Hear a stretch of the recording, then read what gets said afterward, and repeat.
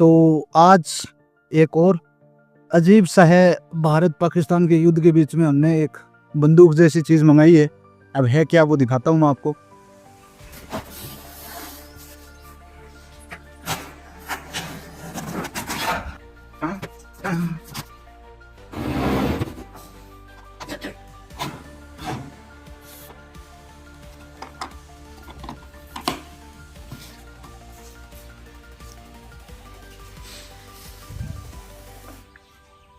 बहुत सारा सामान आया है, अभी भी आप आइडिया नहीं लगा पा रहे हैं क्या क्या है, तो दिखाता हूँ आपको।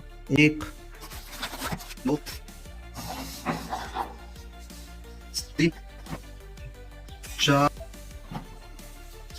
5 ये भी होती है 6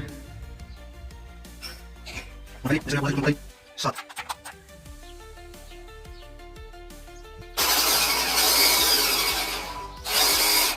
खिलौना ही है।